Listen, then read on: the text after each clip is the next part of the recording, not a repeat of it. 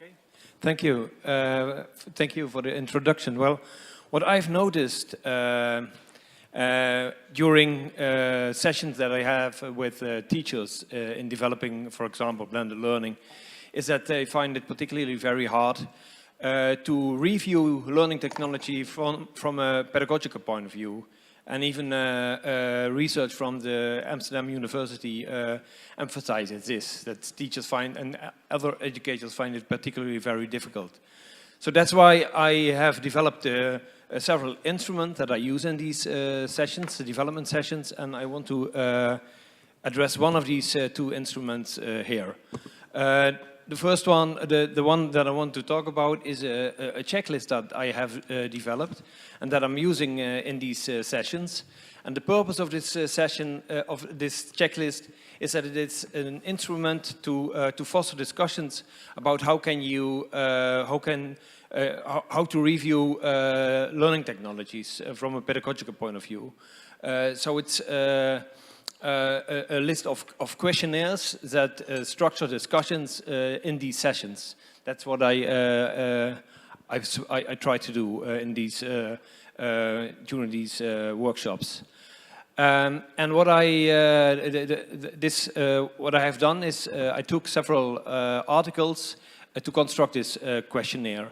And one of these articles is an article from David Merrill from 2003. And he addresses several principles for instruction. And all these principles of instructions are based on research, on meta-analysis, in fact. And you see here these principles. It's a very interesting article. One is, for example, that education should be about solving real-world problems, what he says. Another principle is that it is very important that students are able to apply what they have learned in their education. So there are, this is a list of principles, and I use these principles, I translated these principles into questions and to stimulate, again, thinking about the learning technologies. Another article is by Laura Paschini, and she used what is called the section model from Tony Bates.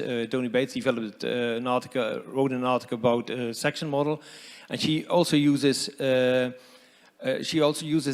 as a checklist for reviewing technology. And for example, one example is that if you are reviewing technology, you'd also consider what is the impact on the organization if you want to use this technology? Or who is the target group, who is the group of students that you are addressing with this technology? How user-friendly is this kind of technology? So there are several principles in this article that I also translated in questions using in these sessions. Security and privacy, for example. I think that a lot of teachers often do not think about this issue, but it is really an important issue. What does, for example, happen with the data that you are using in these learning technologies? The third element is a list of objectives that you can have, that you try to achieve in using ICT for learning. In my opinion, there are 5 main objectives that you can have, and one, for example, is that you can use technology to foster flexibility in how people learn, where people learn, the need that people have to learn, etc. Another one is that you can use learning technologies to enable a powerful learning environment. You can use learning technology for activating students to learn, for example. And again, these kind of objectives are also put in this questionnaire that I have developed. So what I want you to do is, I want you to go to todaysmeet.com/OEB, and you find there a link to a Google document. And the link of this Google document leads to the questionnaire. I want to ask you to review this questionnaire and provide me feedback. And If you want, you can send me an email and I can share such a questionnaire with you if you want to. I have developed a questionnaire for educational purposes, and this is also a questionnaire that has been translated in English. And I also have developed a questionnaire for for learning in businesses, for learning in corporates.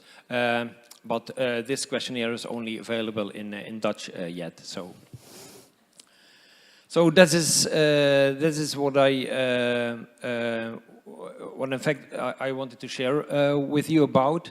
And so I'm particularly interested in several questions in what do you miss in this questionnaire, and if you, for example, do you miss, for example, added values for learning and education, etc., etc., or do you say, well, you also are mentioning some disadvantages? Do you miss other disadvantages from a pedagogical perspective, for example? That was what I wanted to share with the audience. Okay, but can you illustrate the use of this instrument? Yes, for example, when you are developing, let's say, a blended learning course, you are always talking about the learning aims that you want to achieve, the learning activities. And in a certain point you come at the learning technologies that you can use, for example, in this blended course. And what you see is that we often use learning technologies not in an appropriate way. So I use this checklist to let people think about learning technologies that they can use, that are used already in their institute, but also learning technologies that they can use outside the organization. And for example, there are people who say, well, our students are using Facebook. Let's use Facebook for education again. Let's use Facebook in this course as well. And what I try to do is to make people aware about the advantages, but also the disadvantages, for example, of Facebook. For example, security and privacy. Facebook isn't very good in it. So that's one very important disadvantage. And my instrument stimulates the critical thinking about the use of learning technology. Okay. Did you get any, or have you got any feedback so far? Yes, I did. Yes, I did. There is some feedback. People, for example, discuss about the objectives that you can achieve with ICT in education. And for example, people say, well, you should also use ICT to adapt more on the world of the learners you are trying to reach. So that's one element. I also received on the other instrument feedback, and I already changed the instrument based on that feedback. So I often use feedback that I receive. So I would be very happy to receive from you as well.